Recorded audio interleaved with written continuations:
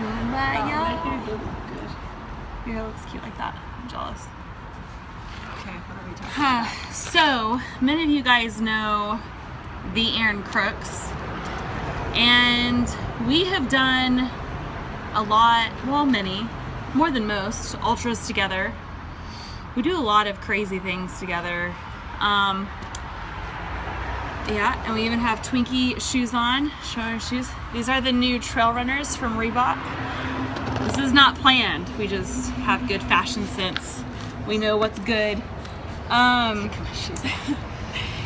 So we're gonna talk a little bit about the ultra runs that we have done. How many ultra runs have you done? I've done 3 official ultra races and Ashley's 280-mile run. Yeah. Ultra every day. Yeah, so whenever I did the 280-mile run, you probably ran about 100 miles more, probably a little bit more than 100 miles. What do you think? And I think that we probably have different opinions about this, but do you think that you can actually train for an ultra? Yes.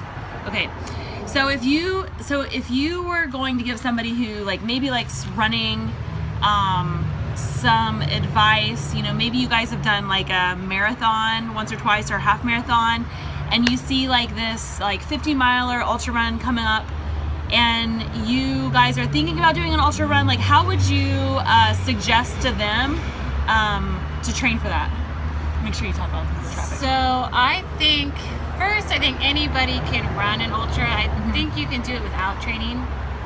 Which is what she trains for them. I don't, because I'm probably stupid. Listen to her advice, probably not mine. What I think makes a difference is the level of pain that you're in during the run and your recovery, how quick it is. So if you just wanted to train for one and you're not training to try to win it, or you just something you want to accomplish, I think honestly 2 long runs on the weekends, and that's it. That's really all you have to do. So 2 long runs on the weekends, you mean like back-to-back long runs? Back-to-back. So back-to-back long runs, so like a Saturday, Sunday, 2 long runs. So how many weeks or months out? So if I came to you and I was like, hey Erin, let's do an ultra, how long would you suggest to somebody who has a moderate background in running to start training? I think if you have a moderate background, I think 3 months could be a good timeline. I think that first month you can just work on working up your mileage. You can do a lot of speed work. It depends on your ultra. If you're going to climb some mountains, you could start, working on your weightlifting a little more, running hills, lunges, weighted lunges. The second month, ramp it up a little bit more mileage, but still not a lot. I'm talking 2 10-mile runs back to back on the weekends, and that's it. Maybe some speed work during the week. So it's definitely doable.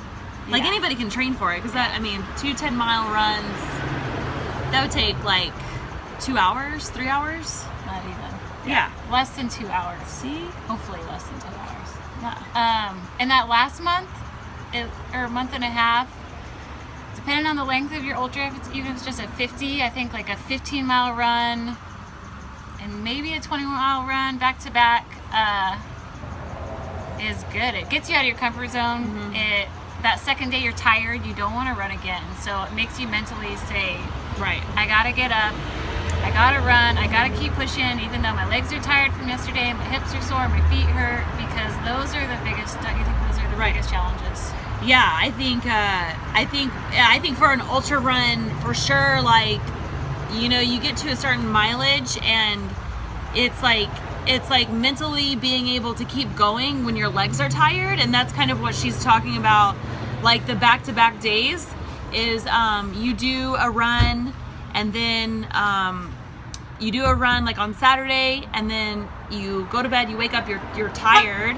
And then you do another run on Sunday, and so you're basically beating that fatigue or learning to just work through it, physically and mentally. Right. Yeah. Because that's the biggest challenge on an ultra, which I think we both agree is the mental aspect of it. It's not the physical part. Right. It is the mentally being able to. Because it's gonna hurt, no matter how much you train. Right. It hurts everybody. Yeah. who runs those. Yeah. And I think depending on like the terrain that you're running in, or like the race is in, should determine how you trained for an ultra. Like training for an ultra that's flat is going to be, or I think should be a lot different if you're training for like a mountain ultra, which a lot of ultras I think are usually mountain, so you're climbing, so you just have to kind of that was a mistake that I had made. I think that probably we both made in one of our first ultras that we did together, is we didn't pay attention to we didn't really look at the map. We kind of just was like, oh, whatever, and we didn't realize all the rivers that we had to cross. We didn't realize like the elevation that we climbed up. Yeah. And I think that if we would have taken some time and really studied like what we were going to run, we would have been a little bit more prepared for it. And that kind of goes into what she was saying, like training like with like a weighted vest or running hills.